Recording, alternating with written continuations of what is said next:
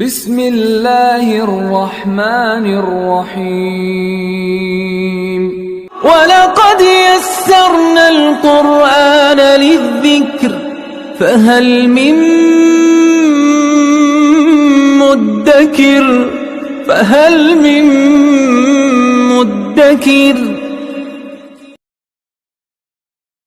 بسم اللہ الرحمن الرحیم۔ سورہ بقرہ کی آیہ نمبر 43 سے آج پڑھیں گے۔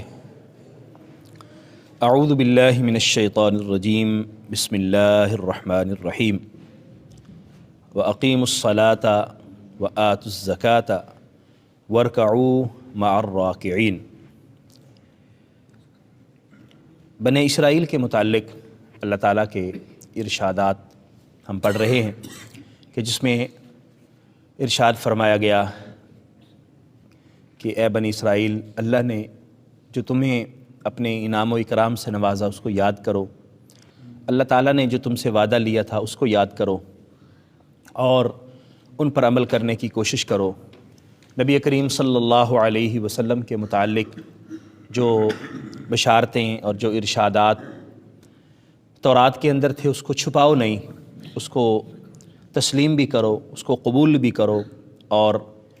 اس کو قبول کرتے ہوئے اسلام لے آؤ، نبی کریم صلی اللہ علیہ وسلم کی نبوت کو مانو اور آپ کے احکام کی اتباع کرو۔ حق اور باطل کو آپس میں گڈ مڈ کرنے کی کوشش نہ کرو۔ حق نبی کریم صلی اللہ علیہ وسلم کی تشریف آوری ہے اور ان کا نبی اور رسول ہونا ہے، اور تمام انبیاء کرام کا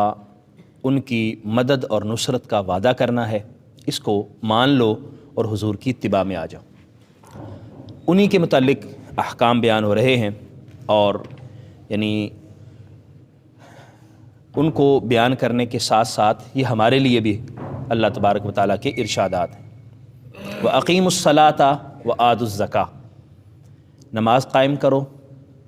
زکوٰۃ ادا کرو، وَارْكَعُوا مَعَ الرَّاكِعِينَ، اور رکوع کرنے والوں کے ساتھ رکوع کرو۔ اس میں ایک نماز کا حکم ہوا، نماز کے قائم کرنے کا حکم۔ تو یہ ہم پڑھ آئے ہیں سورہ بقرہ کے آغاز میں کہ نماز کے قائم کرنے سے مراد ہے کہ نماز کو پابندی کے ساتھ وقت پر پڑھا جائے اور نماز کے تمام شرائط، فرائض اور واجبات کو ملحوظ خاطر رکھتے ہوئے خشوع اور غدو سے نماز ادا کی جائے۔ یہ نماز کے قائم کرنے کا مطلب ہے۔ وآتوا الزکاۃ، زکوٰۃ ادا کرو۔ اللہ تعالیٰ نے زکوٰۃ کا حکم ارشاد فرمایا قرآن مجید کے اندر۔ اکثر مقام پہ جہاں پر نماز کے قائم کرنے کا حکم ہے وہاں پر زکوٰۃ کے ادا کرنے کا بھی حکم ہے۔ اور 7.5 تولے سونا انسان کے پاس ہو یا 52.5 تولے چاندی یا 52.5 تولے چاندی کے مطابق پیسے ہوں تو اس پر زکوٰۃ ادا کرنے کا حکم ہے، یا مال تجارت ہو تو اس پر زکوٰۃ ادا کرنے کا حکم ہے 2.5% کے حساب سے۔ تو یہاں زکوٰۃ ادا کرنے کا حکم آیا۔ وَارْكَعُوا مَعَ الرَّاكِعِينَ، اور باجماعت نماز ادا کرنے کا حکم دیا جا رہا ہے کہ رکوع کرنے والوں کے ساتھ رکوع کرو۔ اس کے بہت سارے فوائد اور بہت سارے ثمرات بیان کیے گئے ہیں۔ جماعت کے ساتھ نماز قائم کرنے کا سب سے پہلا فائدہ تو یہ ہے کہ اللہ کی رضا نصیب ہوتی ہے، اللہ تعالیٰ کا حکم پورا ہوتا ہے، انسان اس حکم پر عمل کرتا ہے، اللہ تعالیٰ کا قرب نصیب ہوتا ہے۔ نبی کریم صلی اللہ علیہ وآلہ وسلم نے باجماعت نماز ادا کرنے کو تنہا نماز پڑھنے سے 27 گنا زیادہ اجر اور ثواب والا ارشاد فرمایا، یعنی 27 گنا زیادہ ثواب ملتا ہے باجماعت نماز ادا کرنے کا۔ پھر جماعت کے ساتھ نماز ادا کرنے سے اتحاد اور اتفاق کی کیفیت پیدا ہوتی ہے، اہل علاقہ کے احوال سے انسان کی شناسائی رہتی ہے۔ باجماعت نماز ادا کرنے سے محبت اور پیار میں اضافہ ہوتا ہے، وقت کی پابندی کی طرف انسان آتا ہے، یعنی بہت سارے اور فوائد ہیں جس کو بیان کیا جا سکتا ہے۔ تو ان کو ملحوظ خاطر رکھا جائے۔ نبی کریم صلی اللہ علیہ وآلہ وسلم نے تو یہاں تک ارشاد فرمایا کہ میرا دل کرتا ہے کہ میں اپنے مصلی امامت پر کسی اور کو کھڑا کروں، اقامت ہو جائے، مصلی امامت پر کسی کو کھڑا کروں اور میں باہر نکل جاؤں، اور جو لوگ جماعت کے لیے نہیں آئے ان کے گھروں کو آگ لگا دوں، یعنی آپ نے اتنی ناراضگی کا اظہار فرمایا، عملی طور پر تو ایسا نہیں فرمایا، لیکن آپ نے فرمایا کہ اتنی تاکید ہے اس پر اور اتنی یعنی شدت کے ساتھ اس کا حکم آیا،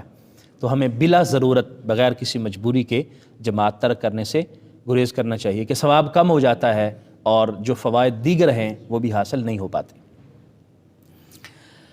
تو یہاں پر اہل یہود کو خطاب ہے پہلے تو، اور پھر عموم میں ہم سب کو بھی ہے کہ تم جو اللہ تبارک و تعالیٰ کے ساتھ وعدہ کر چکے ہو، تمہارے آباء و اجداد وعدہ کر چکے ہیں، اس کو پورا کرو، اور ان وعدوں میں سے ایک یہ بھی ہے کہ اللہ کی عبادت کرو، نماز قائم کرو، زکوٰۃ ادا کرو، اور پابندی کے ساتھ باجماعت نماز ادا کرو۔ اتأمرون الناس بالبر، کیا تم لوگوں کو حکم دیتے ہو نیکی کا، وتنسون انفسکم، اور تم اپنے آپ کو بھول جاتے ہو، وانتم تتلون الکتاب، حالانکہ تم کتاب کی تلاوت کرتے ہو، افلا تعقلون، کیا تم عقل اور شعور سے کام نہیں لیتے؟ اتأمرون الناس بالبر، تم لوگوں کو نیکی کا حکم دیتے ہو، اس سے مراد کیا ہے؟ مفسرین لکھتے ہیں کہ مراد یہ ہے کہ وہ لوگوں کو تورات پر عمل کرنے کی تلقین کرتے تھے کہ لوگوں، تورات اللہ کا کلام ہے، اس پر عمل کرو اور اس کو مضبوطی سے پکڑ لو۔ تو لوگوں کو تو کہتے تھے، لیکن جب خود تورات پر عمل کرنے کی باری آتی تو پیچھے ہٹ جاتے،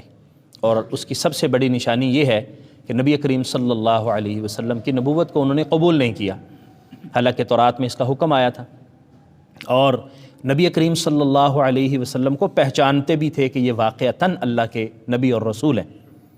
اور اس کا قرآن نے بھی ذکر کیا، بلکہ اہل کتاب نے، جو اہل یہود ہیں، انہوں نے ذکر کیا کہ ہم حضور کو ایسے پہچانتے ہیں جیسے ہم اپنی اولاد کو پہچانتے ہیں، بلکہ حضرت عبداللہ بن سلام نے تو اس سے آگے والی بات کہی، انہوں نے کہا ہمیں اپنی اولاد کے بارے میں تو شک ہو سکتا ہے، لیکن ہمیں نبی کریم صلی اللہ علیہ وسلم کے اللہ کے نبی ہونے کے بارے میں شک نہیں ہے کہ یہ واقعتاً اللہ کے نبی ہیں۔ تو ان کو یہ پتہ تو تھا لیکن مان نہیں رہے تھے، تو قرآن نے کہا لوگوں کو تو تم کہتے ہو کہ تورات پر عمل کرو اور خود تورات کی بات نہیں مانتے ہو، وَأَنْتُمْ تَتْلُونَ الْكِتَابَ، حالانکہ تم کتاب تلاوت بھی کرتے ہو۔ اس سے ایک بات ہمیں یہ سمجھ میں آتی ہے کہ ہم جو بات لوگوں کو تلقین کرتے ہیں، لوگوں کو کرنے کا حکم دیتے ہیں، ہمیں خود بھی اس پر عمل کرنا چاہیے۔ اس کا ایک اور مفہوم بھی یہ ہے کہ بعض اوقات ہم یہ سمجھتے ہیں کہ اگر ہم خود عمل نہیں کر رہے تو ہم لوگوں کو نہ کہیں۔ فرمایا گیا ہے کہ جو خود عمل نہیں کر رہے تو عمل کر کے لوگوں کو کہو، یہ نہیں ہے کہ ہم خود عمل نہیں کر رہے تو نیکی کا حکم دینا بھی بند کر دیں کہ چونکہ ہم عمل نہیں کرتے اس لیے لوگوں کو نیکی کا نہ کہیں، نہیں، نیکی کا کہیں لیکن خود بھی عمل کریں، یہ بہترین اور افضل ترین صورتحال ہے۔ لیکن اگر ہم کسی کو نیکی کی بات کر رہے ہیں تو اس کا یہ مطلب نہیں ہے کہ ہم یہ کہہ کر چھوڑ دیں کہ یار مجھ سے عمل میں کوتاہی ہو جاتی ہے تو میں لوگوں کو کیوں کہوں، نہیں، آپ کہتے رہیں اور ساتھ اس پر عمل کی کوشش کرتے رہیں اور عمل کرنے کی تلقین کرتے رہیں۔ وَاسْتَعِینُوا بِالصَّبْرِ وَالصَّلَاةِ، اور استعانت طلب کرو، مدد مانگو صبر سے اور نماز سے۔ وَإِنَّهَا لَكَبِيرَةٌ إِلَّا عَلَى الْخَاشِعِينَ، بے شک یہ بہت بڑی ہے مگر ڈرنے والوں پر۔ صبر اور نماز، انسان مشکلات پریشانیوں میں گر جاتا ہے، تکالیف میں مصائب میں آ جاتا ہے اور وقت کے گرداب میں پھنس جاتا ہے تو اس کو حوصلہ دیا گیا ہے کہ تم صبر کا دامن تھامے رکھو، حوصلے کے ساتھ۔ زندگی مشکلات کا نام ہے، زندگی مصائب کو سہنے کا نام ہے، آزمائشوں سے گزرنے کا نام ہے۔ قرآن نے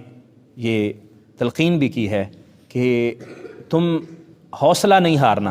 ہم تمہیں آزمائیں گے۔ وَلَنَبْلُوَنَّكُمْ بِشَيْءٍ مِّنَ الْخَوْفِ وَالْجُوعِ وَنَقْصٍ مِّنَ الْأَمْوَالِ وَالْأَنفُسِ وَالثَّمَرَاتِ،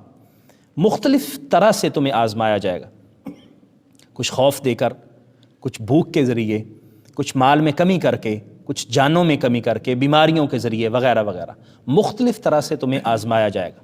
لیکن بشر الصابرین، جو صبر کرنے والے ہیں ان کو اللہ تعالیٰ بشارت اور خوشخبری عطا فرما رہا ہے کہ جو صبر اور حوصلہ کرتے ہیں وہ اللہ تعالیٰ کی مہربانی اور اللہ تعالیٰ کے کرم کے حقدار ٹھہر جاتے ہیں۔ اس لیے صبر کرو، اور جب بھی کوئی مسئلہ ہو، پریشانی ہو، نماز ادا کرو، اللہ کی بارگاہ میں جھک جاؤ، اللہ کی بارگاہ میں سر بسجود ہو جاؤ، اللہ تعالیٰ اپنا فضل و کرم فرمائے گا۔ تو نماز اور صبر، اس سے مدد مانگنے کا حکم دیا گیا۔ یہ نماز جو ہے وہ بڑی مشکل ہے، یہ بہت انسان کو روزانہ 5 وقت نماز پڑھنا مشکل لگتا ہے، بھاری محسوس ہوتا ہے، لیکن جو خشوع کرنے والے ہیں، اللہ کا ڈر رکھنے والے ہیں، ان کو وہ مشکل نہیں ہوگا، ان کے لیے آسان ہو جاتا ہے۔ ان کو پتہ ہے کہ ہم نے اللہ کی بارگاہ میں حاضر ہونا ہے، اللہ نے ہم سے پوچھنا ہے، اور سب سے پہلا سوال نماز کا ہوگا، تو ان کو نماز مشکل نہیں لگتی۔ نماز مشکل ان کو لگتی ہے کہ جن کے دل خشوع سے خالی ہیں، جن کے دل اللہ کی خشیت سے، اللہ کے خوف سے اور اللہ کے ڈر سے خالی ہیں، ان کو نماز مشکل لگتی ہے۔ نبی کریم صلی اللہ علیہ وسلم نے ارشاد فرمایا کہ فجر اور عشاء کی نماز منافقین پر بڑی بھاری ہے، بڑی مشکل ہے کہ ان کو اس وقت نماز پڑھ، فجر کے وقت اٹھنا پڑتا ہے، اور عشاء کے وقت جو ہے آدمی تھکا ہوا سارا دن کا سونے کے قریب ہوتا ہے، بڑی مشکل۔ لیکن جو ایمان والے ہیں اور خشوع غدو کرنے والے، وہ اللہ کی بارگاہ میں سجدہ کرنے کو اپنے لیے سعادت سمجھتے ہیں، اور وہ نماز کو ضائع نہیں کرتے، نماز کو ادا کرنے کی کوشش کرتے ہیں۔ الذین یظنون انہم ملاقو ربہم، یہ وہ لوگ ہیں کہ جن کو یقین ہے کہ وہ اللہ تعالیٰ سے ملیں گے۔ انہم ملاقو ربہم، وہ اپنے رب سے ملاقات کریں گے، انہیں پکا اور پختہ یقین ہے۔ وانہم الیہ راجعون، اور اس بات پر بھی انہیں یقین ہے کہ انہیں اللہ ہی کی طرف لوٹنا ہے، اللہ ہی بارگاہ میں پیش ہونا ہے۔ تو جب یہ انسان کے ذہن میں بات آ جائے کہ ہماری ملاقات ہمارے پروردگار سے ہونی ہے، ہماری ملاقات بالآخر ہمارے رب سے ہونی ہے، تو پھر اس کے لیے عمل آسان ہو جاتا ہے، پھر اس کے لیے مشکل سے مشکل گھاٹی چڑھنا بھی آسان ہو جاتا ہے، پھر اس کے لیے جیب سے پیسے نکال کر اللہ کی راہ میں خرچ کرنا، زکوٰۃ ادا کرنا بھی آسان ہو جاتا ہے۔ لیکن یہ یقین پختہ کر لینا کہ میری اللہ سے ملاقات ہوگی، اللہ کی بارگاہ میں مجھے حاضر ہونا ہوگا، یہ انسان کے ذہن میں پختہ ہو جاتا ہے، تو پھر انسان کے لیے اعمال کی ادائیگی آسان اور سہل ہو جاتی ہے، پھر اس کو اس میں مشکل پیش نہیں آتی۔ تو یہ سارے احکام اہل کتاب کو خطاب کیا گیا،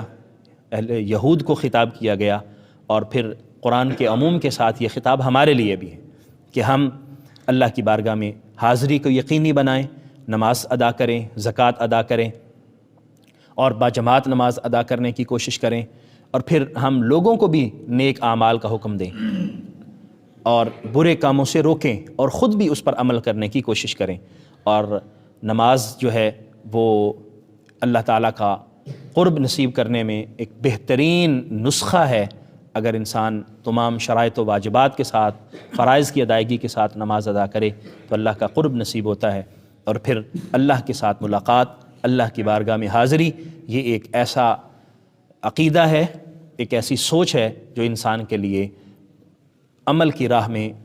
چلنا آسان بنا دیتی ہے۔ اللہ کریم توفیق عطا فرمائے۔ وآخر دعوایا ان الحمد للہ رب العالمین۔